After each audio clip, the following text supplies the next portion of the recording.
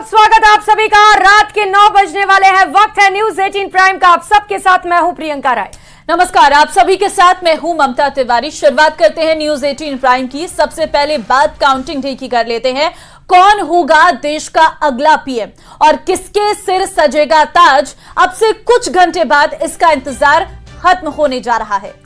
4 जून को सुबह 8 बजे से काउंटिंग शुरू हो जाएगी, यानी कि कल काउंटिंग की प्रक्रिया शुरू होगी और इसके करीब 4 से 6 घंटे बाद सीटों के आंकड़े नतीजों में तब्दील होने शुरू हो जाएंगे। उसी पर देखिए खास रिपोर्ट।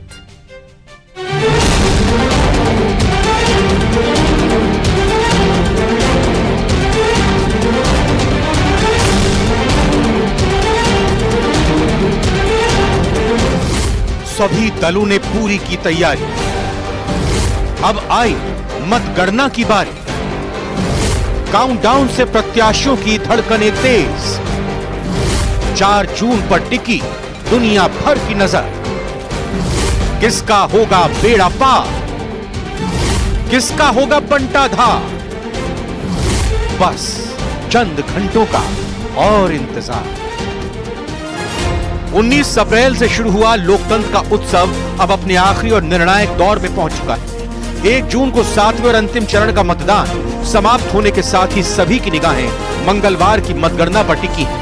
इससे पहले चुनाव आयोग ने सोमवार को एक प्रेस कॉन्फ्रेंस बुलाई। इस दौरान लोकसभा चुनावों पर मुख्य चुनाव आयुक्त राजीव कुमार ने कहा, भारत ने लोकसभा चुनाव में 31 करोड़ से ज्यादा महिलाओं समेत 64.2 करोड़ मतदाताओं के भाग लेने के साथ विश्व रिकॉर्ड बनाया है। We have created a world record of 642 million proud Indian voters. This is a historic moment for all of us, for the nation as a whole. 642 ever, anywhere in the world, in any of the electoral exercise. That's what is the number of voters. And this is, just to give you some small statistics, this is 1.5 times of the voters of all G7 countries. चुनाव आयोग की तमाम अपीलों और कवायदों के बावजूद इस बार मतदान 2019 की तुलना में कम रहा। एक नजर डालते हैं कैसा रहा इस बार का मतदान प्रतिशत। लोकसभा चुनाव में वोट प्रतिशत 2019 के मुकाबले 2024 में अगर देखें तो पहले चरण में 2019 में जहां 69.43% मतदान हुआ, 2024 में 66.14% मतदान हुआ। दूसरे चरण में 2019 में 69.17% हुआ तो 2024 में 66.71%।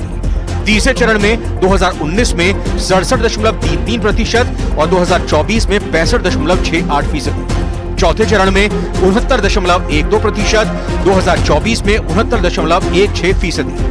पांचवें चरण में 62% मतदान हुआ 2019 में तो 2024 में 62.02% हुआ। छठे चरण में 2019 में जहां 64.04% हुआ तो 2024 में 63.36% हुआ। सातवें चरण में 2019 में 65.29% मतदान हुआ तो 2024 में इससे कम 59.45% लोगों ने अपने मत का इस्तेमाल किया। चुनाव मैदान में उतरे 8,360 उम्मीदवारों की राजनीतिक किस्मत का फैसला 4 जून को होने जा रहा है। अब बात अपने प्रदेश राजस्थान की करें तो यहाँ के 5 करोड़ से ज्यादा मतदाता भी चुनावी नतीजों का बेसब्री से इंतजार कर रहे हैं। प्रदेश की 25 लोकसभा सीटों में झुंझुनू, दौसा, बाड़मेर, जैसलमेर जैसी आधा दर्जन से ज्यादा सीटों पर मुकाबले ने रहस्य बनाकर रखा है। यानी कहां कौन जीतेगा और किसकी हार होगी, अंदाजा लगा पाना मुश्किल है। प्रदेश में 29 मतगणना केंद्र बनाए गए हैं। अनुमान है कि 8 बजे के बाद से रुझान आने शुरू हो जाएंगे। दोपहर 12 बजे तक सबसे पहले टोंक सवाई माधोपुर सीट का रिजल्ट आने की संभावना है। यहाँ 20 राउंड की काउंटिंग होगी, जबकि सबसे आखिर में राजसमंद सीट का परिणाम आ सकता है, जहाँ 28 राउंड की काउंटिंग होगी। आपको बताते चले कि देश की कुल 543 लोकसभा सीटों के लिए 7 चरणों में मतदान हुआ। लोकसभा चुनाव के दौरान 4 राज्यों अरुणाचल प्रदेश, सिक्किम, ओडिशा और आंध्र प्रदेश में विधानसभा चुनाव भी हुए हैं, जिसमें 2 राज्यों के परिणाम रविवार को आ गए। बाकी 2 राज्यों ओडिशा और आंध्र प्रदेश के चुनाव की मतगणना लोकसभा चुनाव की मतगणना के साथ ही 4 जून यानी मंगलवार को होगी। चुनाव आयोग ने होम वोटिंग समेत कई नई पहलों की भी शुरुआत की ताकि दुनिया के सबसे बड़े चुनावी मैराथन और दुनिया के सबसे बड़े लोकतंत्र में ज्यादा से ज्यादा मतदाता बढ़ चढ़कर भाग ले सके। चुनाव आयोग पूरे जोर शोर से मतगणना की तैयारी में जुट गया है। हीट वेव से बचाव के लिए पर्याप्त इंतजाम किए गए हैं। देखना है एग्जिट पोल से बढ़े सियासी तापमान पर 4 जून के नतीजे का क्या असर पड़ता है। Bureau report, news 18। तो आम चुनाव के नतीजे कल आएंगे। कल प्रदेश की 25 लोकसभा सीटों के लिए मतगणना होगी और जिसके लिए निर्वाचन आयोग ने सभी तैयारियां भी पूरी कर ली हैं। आप जरा इस रिपोर्ट में देखिए तैयारियों के बारे में। अब आई मतगणना की बारी, सभी दलों ने पूरी की तैयारी। प्रदेश में 19 अप्रैल को 12 है, जबकि 26 अप्रैल को 13 लोकसभा सीटों के लिए मतदान संपन्न हो गया था। 25 सीटों पर प्रदेश के 266 उम्मीदवारों का भाग्य ईवीएम में कैद है। अब 4 जून को देश भर में एक साथ मतगणना के साथ ही उम्मीदवारों की किस्मत का फैसला सबके सामने होगा। राजस्थान में लोकसभा चुनाव 2024 की मतगणना की तमाम तैयारियां पूरी कर ली गई हैं। 25 लोकसभा क्षेत्रों के लिए 29 मतगणना केंद्रों पर काउंटिंग की जाएगी। सुबह 8 से 8:30 पहले बैलेट मतपत्रों को काउंट किया जाएगा। सुबह 8 बजे से मतगणना शुरू हो जाएगी। पहले बैलेट मतपत्रों की गिनती होगी। इसके बाद सुबह 8:30 बजे से ईवीएम की काउंटिंग शुरू होगी। प्रदेश के 25 सीटों के लिए 29 मतगणना केंद्रों पर काउंटिंग होगी। चुनाव में डाले गए 3,26,33,000 के करीब वोट गिने जाएंगे, जिनकी सुरक्षा और पारदर्शिता के लिए चुनाव आयोग ने खास तैयारी की है। इसके लिए प्रदेश में 53,128 मतदान केंद्र थे। हर मतदान केंद्र पर एक ईवीएम थी। हर ईवीएम में अधिकतम 1,450 वोट डाले जा सकते थे। प्रदेश में 53,128 ईवीएम को 2,713 टेबल पर 4,033 राउंड में गिना जाएगा। प्रदेश में मतगणना की प्रक्रिया को समझने के लिए ये समझना बेहद जरूरी है कि हर इलाके में टेबल की संख्या और राउंड की संख्या उस इलाके में हुए मतदान के प्रतिशत के मुताबिक तय की गई है। जहां ज्यादा वोट गिने जाएंगे वहां टेबल और राउंड ज्यादा रखे गए हैं। जहां कम वोट गिने जाएंगे वहां टेबल और राउंड कम रखे गए हैं। राजस्थान में करीब 2713 टेबलों पर ईवीएम मशीनों की काउंटिंग की जानी है, यानी एक राउंड में कम से कम 2713 ईवीएम मशीनों को खोला जाएगा और वहां पर जो अधिकतम वोट की संख्या है वो 1450 है। ऐसे में हर ईवीएम में जितना मतदान प्रतिशत हुआ है उसके मुताबिक नतीजे सामने आते जाएंगे और उसी के मुताबिक जितना जितना मतदान प्रतिशत रहा है वहां पर राउंड की संख्या रही है। जैसे अगर हम टोंक सवाई माधोपुर की बात करें तो वहां पर 20 राउंड में ही पूरी मतगणना संपन्न हो जाएगी, जबकि राजसमंद में इसके लिए 28 राउंड किए जाएंगे। मतगणना केंद्र पर मौजूद रिटर्निंग ऑफिसर यानी कि आरओ प्रत्येक राउंड की गिनती के बाद रिजल्ट बताते हैं और इसे चुनाव आयोग की वेबसाइट पर भी अपडेट किया जाता है। मतों की गिनती का पहला रुझान सुबह 9 बजे से आना शुरू हो जाएगा। मतगणना से जुड़ी हर जानकारी बहुत ही गुप्त रखी जाती है। मतगणना से पहले कौन से अधिकारी किस निर्वाचन क्षेत्र की और कितने नंबर के टेबल पर गिनती करेंगे, ये सारी जानकारी पहले नहीं बताई जाती। मतगणना के दौरान सभी टेबलों पर हर उम्मीदवार की ओर से एक एक एजेंट होता है। वही एक एजेंट रिटर्निंग ऑफिसर के पास बैठता है। उम्मीदवार खुद अपने एजेंट चुनते हैं और स्थानीय निर्वाचन अधिकारी से अप्रूव करवाते हैं। राजस्थान में सभी जो पॉलिटिकल पार्टीज हैं उन्होंने अपने अपने एजेंट्स को इसकी खास ट्रेनिंग भी दी है कि वो किस तरह से मतगणना स्थल पर मौजूद रहेंगे और किन किन बारीकियों का ध्यान रखेंगे। इसके लिए इलेक्शन कमीशन ने भी तमाम लोगों की लिस्ट पहले से ही अपने पास में रख ली है। जो मतगणना केंद्र हैं वहां पर अगर सुरक्षा को देखा जाए तो त्रिस्तरीय सुरक्षा रहेगी। खास इंतजाम गर्मी के लिए भी किए जाएंगे। कैमरा पर्सन शेर सिंह के साथ में अरबाज अहमद, न्यूज़ 18 के लिए जयपुर से। तो लोकसभा चुनावों के नतीजे आने में अब कुछ ही घंटों का वक्त बाकी है, लेकिन उससे पहले एनडीए के पक्ष में आए एग्जिट पोल के नतीजों पर फिर सियासी संग्राम छिड़ गया है। इस पूरी रिपोर्ट से समझिए कैसे ईवीएम पर विपक्ष सवाल उठा रहा है और बीजेपी उस पर पलटवार कर रही है। देखिए रिपोर्ट। ईवीएम पर पहरा, विपक्ष पर सदमा गहरा। एग्जिट पोल पर संग्राम, सियासत तमाम। नतीजों से पहले सत्ता वर्सेस विपक्ष। एग्जिट पोल के संभावित नतीजे आ चुके हैं, असली नतीजे आना बाकी है। लेकिन जो संभावनाएं बनी हैं, उनकी वजह से गठबंधन में हड़कंप मचा है। यही वजह है कि सोनिया गांधी ने नतीजों का इंतजार करने को कहा है। Ma'am, what are your expectations for tomorrow, ma'am? Any comments?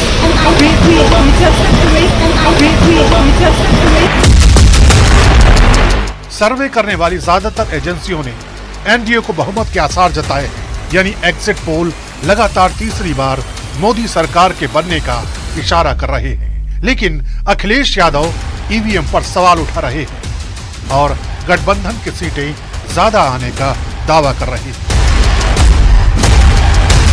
हमारा एग्जिट पोल ये कहता है कि सबसे ज्यादा सीटें इंडिया गठबंधन उत्तर प्रदेश में जीतेगा।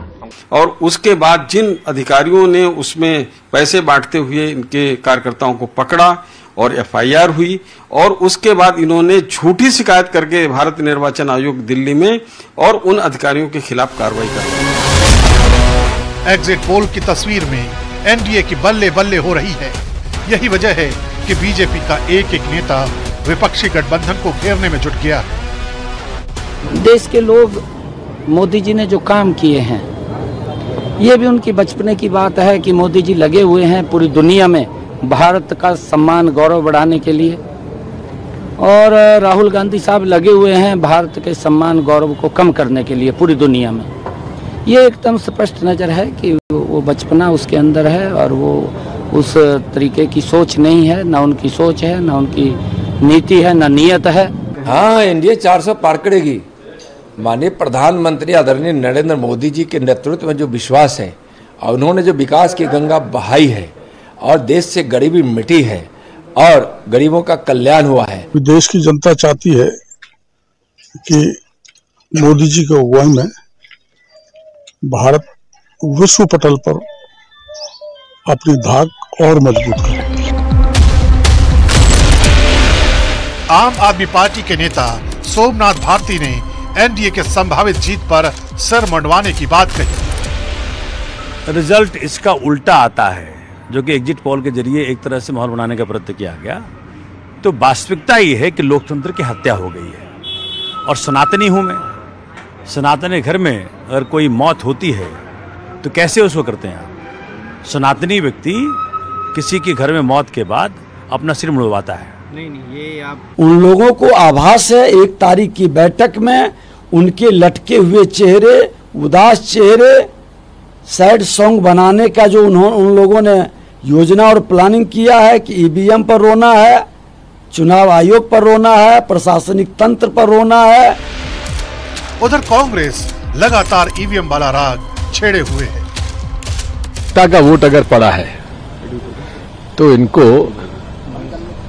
बहुमत नहीं मिल रहा है, और जो कांग्रेस पार्टी ने 295 का फिगर दिया है वो सही है। और उसके बाद यदि 300 पार तो वो जनता का वोट नहीं है, वो ईवीएम मशीन का वोट है। आज एग्जिट पोल अगर मोदी जी को तीसरी बार प्रधानमंत्री बनाने की रुझान दिखा रहा है तो उनकी आलोचना नहीं करनी चाहिए। पहले तो उन्होंने शायद बहिष्कार ही किया कि हम एग्जिट पोल के जो चर्चा होगी उसमें भाग ही नहीं लेंगे। बाद में आलोचना हुई कि सोशल मीडिया पे, तो उन्होंने निर्णय किया। तो वो तो दुविधा में है, वो कोई निर्णय करने की स्थिति में नहीं है कि हमें क्या करना है आगे। सवाल यही है कि आखिर विपक्ष में इतनी हड़बड़ी क्यों है? क्यों नतीजों से पहले ही ईवीएम को मुद्दा बनाया गया है? तो देश का अगला प्रधानमंत्री कौन होगा, ये कल यानी कि 4 जून को तय हो जाएगा। लोकसभा चुनाव के सबसे आखिरी पड़ाव में कल मतगणना होगी, जिसकी तैयारी हर पार्टी कर रही है। बीजेपी ने भी इसको लेकर अपनी विशेष तैयारी कर रखी है। इस रिपोर्ट में देखिए।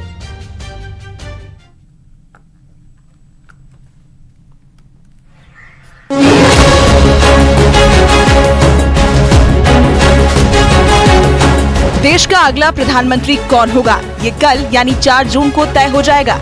लोकसभा चुनाव के सबसे आखिरी पड़ाव में कल मतगणना होगी, जिसकी तैयारी हर पार्टी कर रही है। बीजेपी ने भी इसे लेकर अपनी विशेष तैयारी कर रखी है। 4 जून को मतगणना के लिए बीजेपी ने बूथ इंचार्ज और काउंटिंग एजेंट को खास दिशा निर्देश दिए हैं। हर बूथ पर मौजूदगी सुनिश्चित करने की खास रणनीति बनाई गई है। मतगणना के लिए बीजेपी की तैयारी। Booth agent, booth incharge, counting agent को निर्देश दिए गए। ईवीएम पर खास तौर से नजर रखने को कहा गया है। 7 चरणों के चुनाव में बीजेपी की रणनीति विपक्ष के मुकाबले जबरदस्त नजर आई। अब मतगणना के दिन भी बीजेपी कोई कोर कसर नहीं छोड़ना चाहती। ईवीएम की सुरक्षा का मुद्दा सभी पार्टियों के लिए बेहद अहम है। ऐसे में बीजेपी ने भी इसके लिए खास तैयारी की है। मतगणना केंद्रों पर ईवीएम की सील चेक करने को कहा गया है। अगर ईवीएम का सील ठीक नहीं है या छेड़छाड़ का आभास होता है तो ऐसे में ईवीएम को लेकर आपत्ति दर्ज कराने को कहा गया है। हर ईवीएम के बीच एक सफेद कागज होता है। किसी ईवीएम में सफेद कागज नहीं है तो आपत्ति दर्ज कराने को कहा गया है।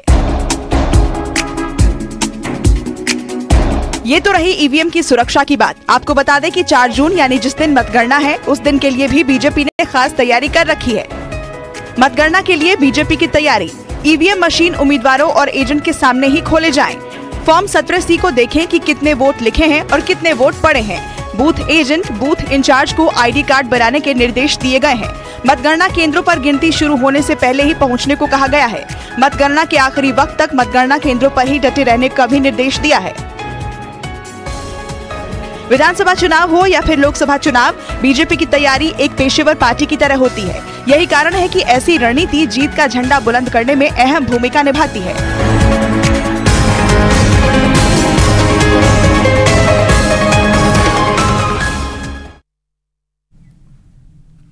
आज की एक बड़ी खबर यह है कि एग्जिट पोल्स के नतीजों के बाद आज शेयर मार्केट ने भी इतिहास रच दिया है। आज स्टॉक मार्केट ने नया ऑल टाइम हाई बनाया। पहली बार सेंसेक्स 76,400 के आंकड़े को पार कर गया और जबकि निफ्टी 23,300 के ऊपर पहुंच गया। बड़ी बात यह है कि चुनाव प्रचार के भाषणों और इंटरव्यूज में प्रधानमंत्री नरेंद्र मोदी ने जिन पब्लिक सेक्टर्स की कंपनियों का जिक्र किया था उनके शेयरों में आज जबरदस्त तेजी दिखाई दी है। तो अब तक जितने भी एग्जिट पोल्स हुए हैं उनमें एनडीए को साफ बहुमत मिलता हुआ दिखाई दे रहा है। ज्यादातर एग्जिट पोल्स में एनडीए को 350 से ज्यादा सीटें मिली हैं, जिसका मतलब है मोदी सरकार की वापसी होगी। आज स्टॉक मार्केट पर भी इसका असर दिखाई दिया और ज्यादातर सरकारी कंपनियों और पीएसयूज के शेयर्स में जबरदस्त तेजी देखी गई।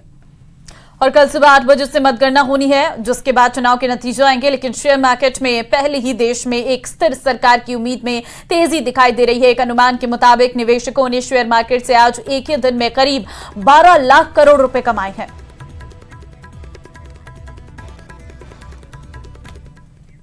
और वो कर लेंगे इस बीच मिल रही बड़ी खबर का। जयपुर से बड़ी खबर है, आरडीसी में भ्रष्टाचार के खुलासे में बड़ा अपडेट मिल रहा है।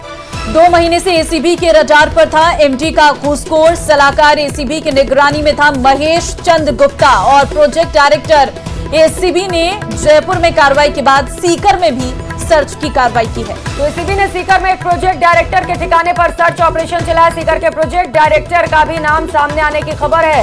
महेश चंद गुप्ता के घर एसीबी की सर्च ऑपरेशन में 92 लाख रुपए नकद मिले हैं। ये तस्वीर देखिए, नकद के विजुअल आपके टीवी स्क्रीन पर है, जहां पर एसीबी की ओर से महेश चंद गुप्ता के घर पर छापेमार कार्रवाई की गई और वहां से 92 लाख रुपए कैश मिले हैं। नोट गिनने की एक मशीन भी मिली है। तो आरडीसी में भ्रष्टाचार के खुलासे में ये बड़ा अपडेट निकलकर सामने आया है। महेश चंद गुप्ता के घर एसीबी की सर्च में 92 लाख रुपए बरामद हुए हैं और नगद के विजुअल भी हम आपको दिखा रहे हैं।